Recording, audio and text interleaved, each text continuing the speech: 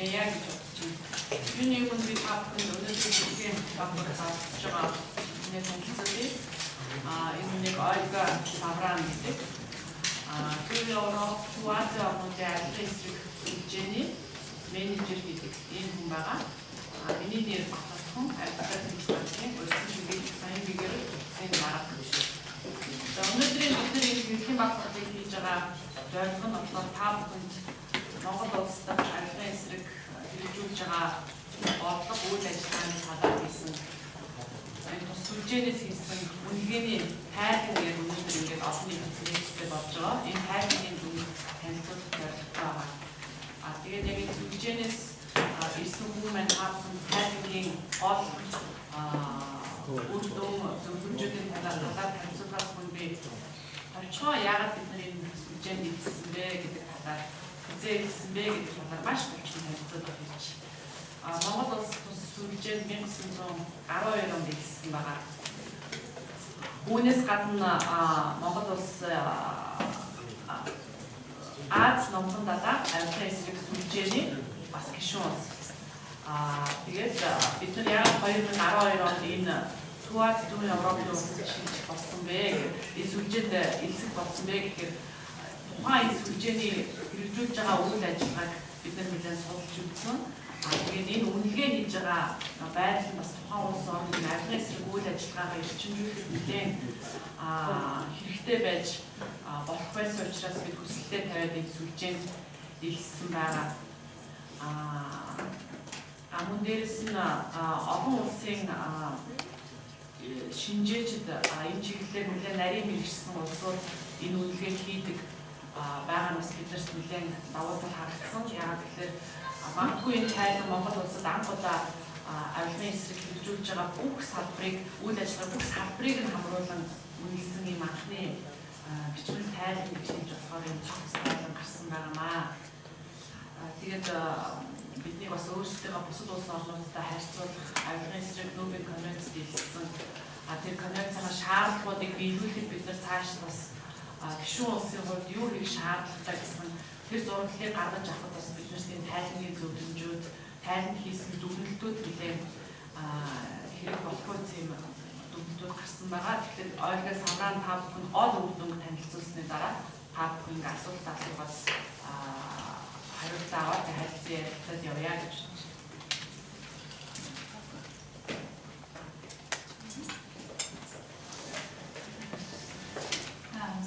Dear representatives of the media in Mongolia, I'm very proud to be here today to present the report together with Bakrimon. I'm very happy that there is such a big crowd of you that reflects the high interest of Mongolian society to fight against corruption, and that's a very positive development. I have very few words to say because you have the press release and you know all the main issues that we covered in the report. What I like to highlight is that we had a very good, close cooperation with the independent authority against corruption in Mongolia in this review process. We found that Mongolian authorities are very open and very willing to accept international recommendations, and that's also a very good sign in the right direction. This monitoring was conducted by the OECD using the so-called peer review process. That means that experts from other countries were reviewing your country. These were experts from Lithuania, Armenia, Azerbaijan, EBRD and World Bank. These people come from countries with similar situations like Mongolia. They are coming to the transition process, and they were able to discuss with your colleagues here how to improve the anti-corruption actions in the country. And as a result of this discussion, the report was prepared and adopted on the 9th of October in the OECD headquarters in Paris. You now have a copy of this report in English, so you will have it in Mongolian. The main findings are the following, and I would really mention just a few from the press release. I wouldn't go through the whole list. I think the first and the most important issue is the need, the urge to develop and adopt without any delay the anti-corruption strategy in Mongolia. there was, as we know, a period of break in the anti-corruption policy cycle. The Parliament sent back to the previous strategy, and we believe it's very, very important not to postpone this process anymore. Therefore, we are happy to hear that the President has submitted the strategy to the Parliament, and we hope it will be adopted without any delay. The second important issue during the negotiation of the report was the famous or infamous law on amnesty. And at that time, the law was passed by the Parliament, but was vetoed by the President. And we were very happy that the President vetoed that law, because the proposed law was really undermining the rule of law approach, and was opening the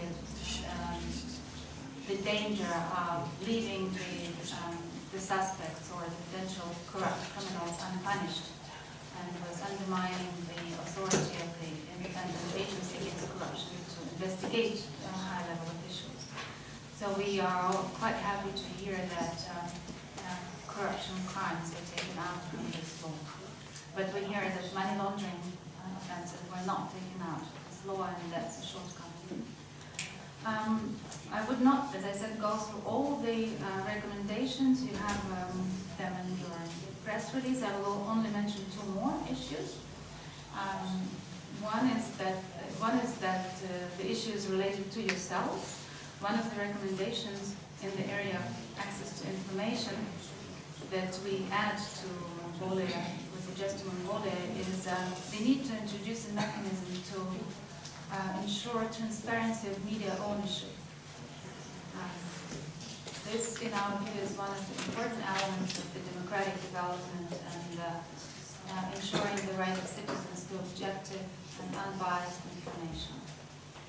And the last recommendation that I would like to stress here at the press conference is the need to improve business integrity in Mongolia. This is a very new area for Mongolia and for many other countries in Eastern Europe and Central Asia.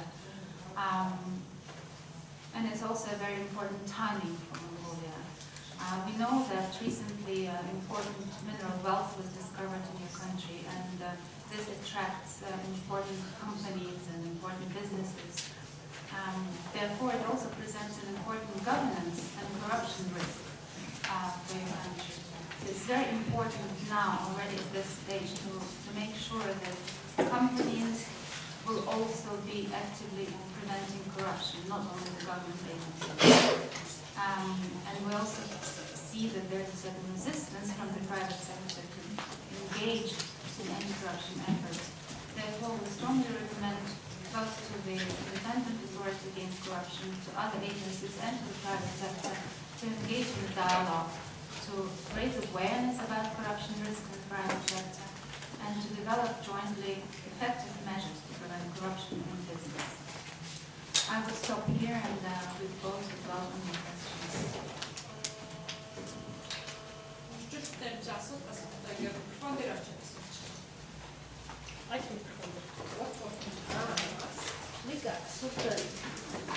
Энэ одоо энэ албатай тэнцэх газар манай албатай тэнцэх газар зарим албаны иргүүдээр төхнийг шалгахдаа тогтоогүй байж нэрийг нийл болгочтой. Энэ нь бол тухайн одоо нэр хүндэд нэлээд актив нөлөөлөг. Энийг бид нар улсын хурлын зарим гишүүнээр жишээ авсан.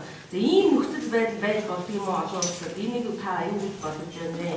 Хоёр дахь асуулт нь болохоор тэр бизнесийн байгууллагыг авилгаас ангилт байлгах нөхцөл байдлыг ер нь манай хэр зэрэг хэрэгжүүлж чадах юм авилгатай тэнцэх газар. Одоо бол Монгол бараг бизнесийн байгууллагууд төрөөс ямар нэг үйлчлэгээ зөвшөөрөл авахд авилгал өгдөггүй тийм бизнесийн байгууллагууд гэж би бараг дуудаагүй.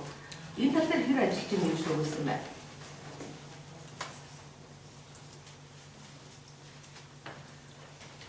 We believe that the Independent Authority Against Corruption in Mongolia is a real champion in the fight against corruption. It's a very good thing that you have this agency. However, of course, there are certain issues, like in many other countries with many other agencies. And you will see in the report some of the criticism that we had to the agency. We observed that recently the public trust has slightly decreased towards this agency. And we believe this is the result of many factors. First of all, the original expectations from the agency were very high. The resources, well, it has good resources, the agency, but recently the agency received many more tasks and the resources were not increased. So clearly they have to prioritize and they can't do it all. For instance, the regional offices that the agency requested were not given to it. So we believe that overall the capacity of the agency has to be improved and strengthened. They need to have more investigators, for example. At the same time, there were certain criticisms indeed about the current operations of the agency. And one particular criticism was related to the allegations about the use of certain investigative techniques, search and seizure without the court warrant. That is not good international practice, and we recommend not to do that. We also recommend to the agency to swiftly investigate such allegations in case they emerge, in order to ensure full public trust in the agency. As for the private sector, we do recognize that the agency has tried to engage with the private sector, and in some cases it was difficult because actually it's not unique to Mongolia. It's quite normal for many other countries that the private sector doesn't want to talk about corruption. They're sometimes scared to use this word, and for companies it's very difficult to come and attend a meeting with an anti-corruption agency to discuss, well, criminal crime basically. They would never recognize that they are involved in that. But there are lots of methods and approaches how companies can be involved in this discussion. For example, in Mongolia we have the responsibility of legal persons for corruption. The law is not very effective, it has to be changed and improved. And through this kind of improvement of legal framework, you can engage companies by suggesting certain incentives for companies to improve their anti-corruption performance. For instance, you can introduce in your law on corporate liability a provision that companies with good compliance programs can use these compliance programs as defense or as a mitigation factor in case of investigation against corruption. So there are those possibilities, and we would very much encourage the agency and also other agencies, not only anti-corruption but other state bodies, to engage in a dialogue with the private sector. I hope I answered the question.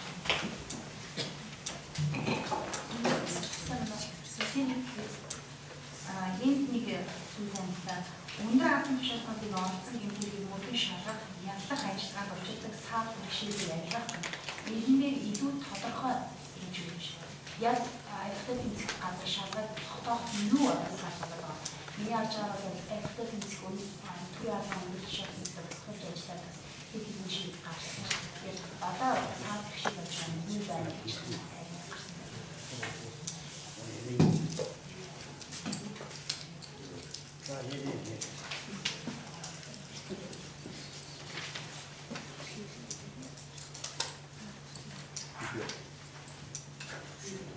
Well, our concern was largely about the amnesty law as it was in October. We were afraid that if the amnesty law would pass in a shape as it was in October, that would indeed undermine the agency's capacity to investigate high-level cases. Otherwise, we are indeed impressed with the ability of the agency to investigate high-level officials, and I must say that it's quite unique in the region and quite successful effort compared to many other countries. The but maybe someone wants to add anything about the challenges?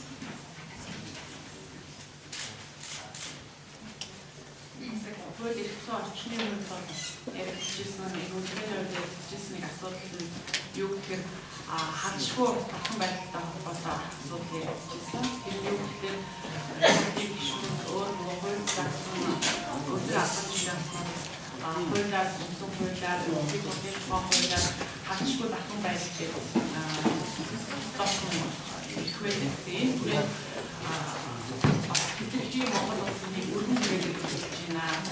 Зөвхөн энийг одоо стандартаар хадшгүй тогтмол байдал гэдэг энэ хязгаарлалтыг зөвхөн тухайн хүний албан бүр үүргээ биелүүлэхтэй холбоотой ямар нэгэн саад бэрхшээл учруулах тухайн хүний аймнаас аюулгүй байдал хандах үүнээс хадшгүй тогтмол байдлыг хамгаалах байхаас биш тухайн хүнийг ямар нэгэн зөрчил гэм хэрэгээс хаалцахаар ийм зүйлийг одоогийн зөвлөж үзүүлж болзошгүй байна гэсэн зүйлийг ярьжсэн. Биднээс бас юм зөвлөж гарсан юм байна. Хувийн хвшлүүдээр би нэг юм нэмээд хувийн хвшлүүд одоо яг манай Монгол улсад бидний хийсэн судалгаагаар хамгийн бүртгэлийн салбар гэж хэсэг хувийн хвшлүүдийг гарч ирдэггүй. Тэгсэн гэвэл яг үнний өмнөхөн болсон үйлдэл бид ярилцж байгаа. Хувийн хвшлэх арга өөрөө нэлээ ялангуяа сүлжээний төлөвлөлийн дунд банкнд одоо зээл авах гэдэг янз бүрийн асуудлуудыг хүмүүс хийж гаргаж ирж байна. Тэгэхээр энэ хувийн хвшлэх маань өөрсдөө нэлээ анхаарал хандуулж байна. Тэгэхээр нэгд одоо ингэж эдийн засгийн хөгжөөд нэлээ гадны хөрөнгө оруулалт орж ирж байгаа тохиолдолд хувийн хвшлүүдэд эргээд их асуудал үүсэж эхэлж байна. Юу гэхээр хөрөнгө оруулах байгаа компани маань нэг юм тохиолдол гарсан байна. Монголын нөгөө хөрөнгө оруулах байгаа компанийн танаа одоо аргын эсрэг хэрэгжүүлдэг үйл ажиллагаа чинь танаа компани үйл ажиллагааны төлөвлөгөө хаана гэдэг асуулт гарч ирсэн. Тэгэхээр нөгөө манай хувийн хвшлийн компани төлөвлөгөө байх болохоор нөгөө хөрөнгө оруулагч эрсдэлтэй учраас хөрөнгө оруулалтад оруулах болж жишээ нь ийм байдал үүсэж байгаа учраас хувийн компани яг энэ чиглэлийн дотоод дүрм журмаа нэлээд хэрэгжүүлэх шаардлагатай болж байгаа. Тэгэхээр арилга зөвхөн төрийн асуудал биш, бас хувийн асуудал нэлээд хамтлаг үүсэж байгаа учраас эндээс хас хадгалсан нэлээд ялангуяа хувийн хадгалаас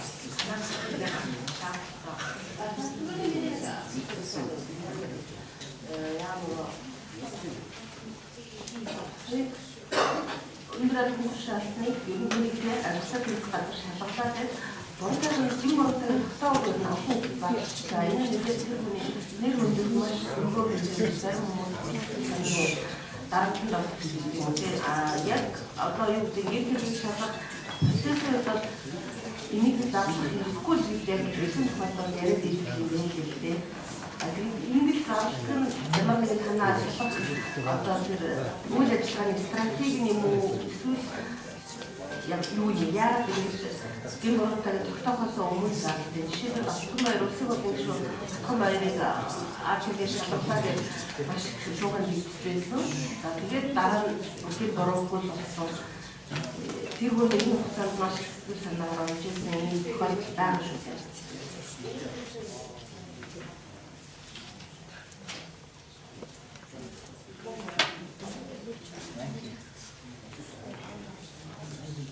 The good international practice suggests that you never announce that somebody is guilty until it is proven by a court.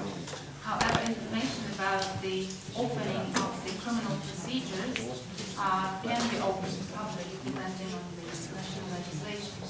In fact, it is very common practice in many OECD and ASEAN countries. So the question is about the message. Information about opening of a criminal investigation and corruption charges is a normal practice.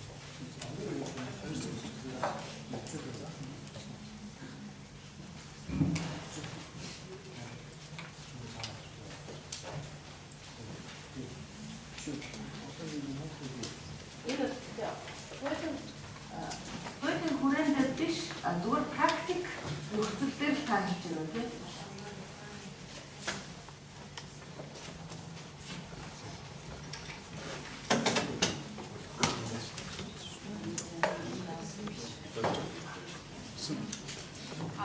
I personally, at this stage, can't tell you if Mongolia will allow this practice.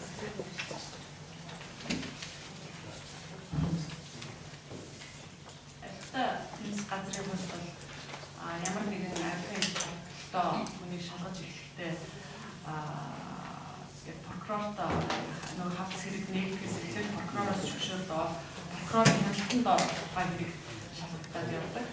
Тэгэхээр энэ хүнийг шалгаж эхэлсэн гэдэг мэдээлэл ийм одоо шижигтнээр татсан гэдэг мэдээллийг л манайхан хэлээр өгдөгтэй. Тэгээд тэр маань өөрөө бас прокуророос зөвшөөрөл аваад цаашаа заалгуулад явдаг. Манайх ингээд бие дагаад прокурорын зөвшөөрлгүйгээр тэр хүнийг шууд шижигтнээр татсан юм уу? Эсвэл энэ бүгийн зүйл ингээд шалгагдчихсан гэдгийг бол дэлгэж тавьчихгүй шүү дээ. Ягууя офиинээс хандсан хандлагаас болж манайх энэ дээр бас нэлийн анхаарал хандуулаад дандаа прокурорын оролцоотой эсвэл прокуророос зөвшөөрөл авч иж мэдээлэл гэж бодож байна. Асуулт байна. Ер нь Монгол Улсын арилтаа тэмцэх газар хараалт ажиллах, хараалцаар ажиллахыг яаж өгөх юм болоо.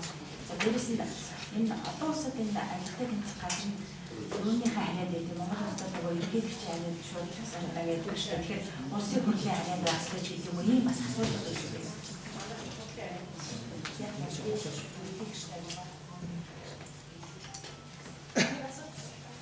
Одоо энэ байдлаар яг хамгийн дахин өгч байгаа салбар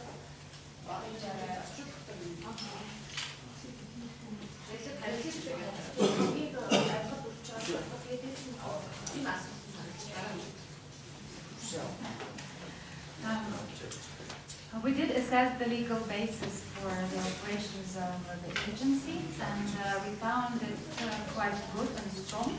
As we know, it is based on the Singapore model, which is in itself a very strong model.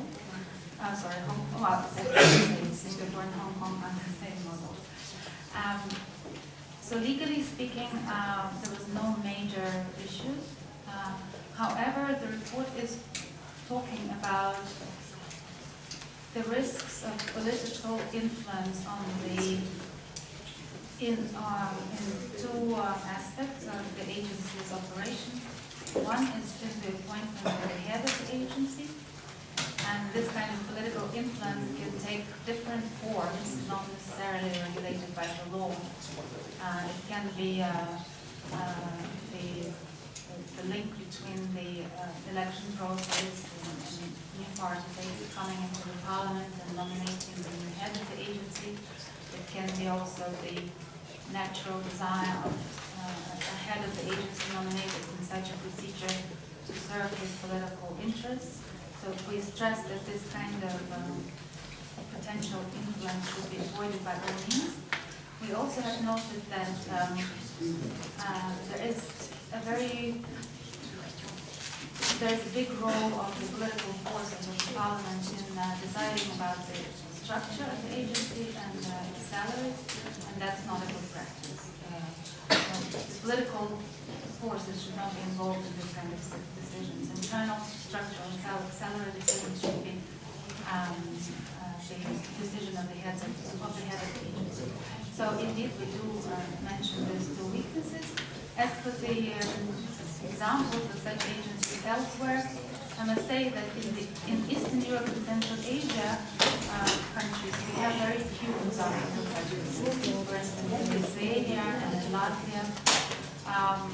A more common model in this part of the world is specialized agencies in different parts of public institutions. For instance, you would normally have a separate corruption prevention agency and then a separate law enforcement agency. But at the same time, in the Asia-Pacific region, it's very common to have agencies of this type. So it's really, we can't say that one model is better than the other. In each country, you have to select a model that's good for your needs, and we believe that the agency is doing a great job and it should be strengthened. So the choice of a model is not so important at this stage. What is important is to make sure that the agency is politically independent and has enough resources to ensure good operation. Ер нь Монгол улсын архитектор газар бусад улс орны архитектор газартай харьцуулбал энэ хөрвүүлсэн яаж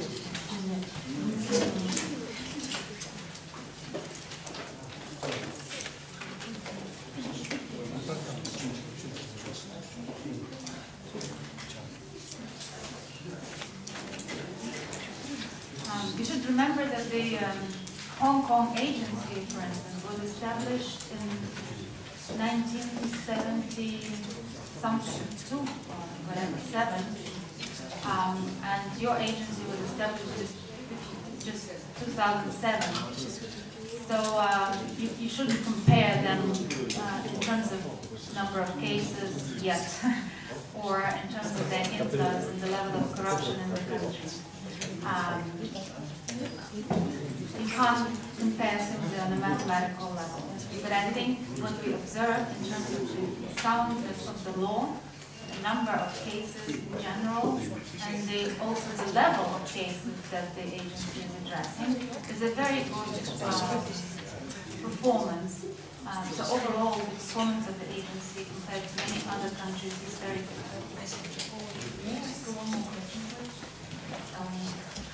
How about the mining assets?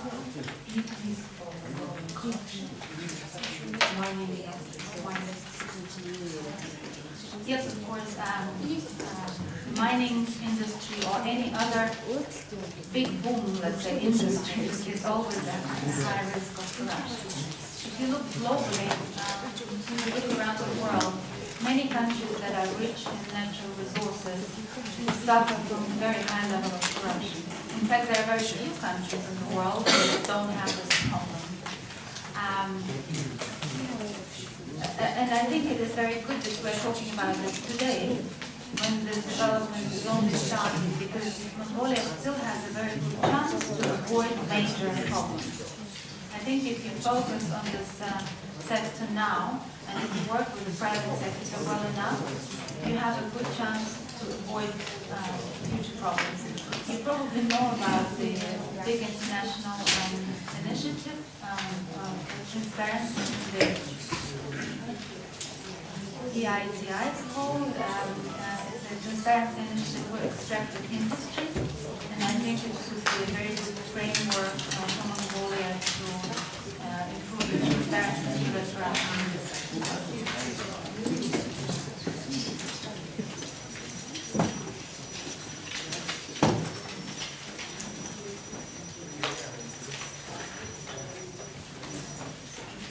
If there's no further questions, we would like to thank you very much for your questions and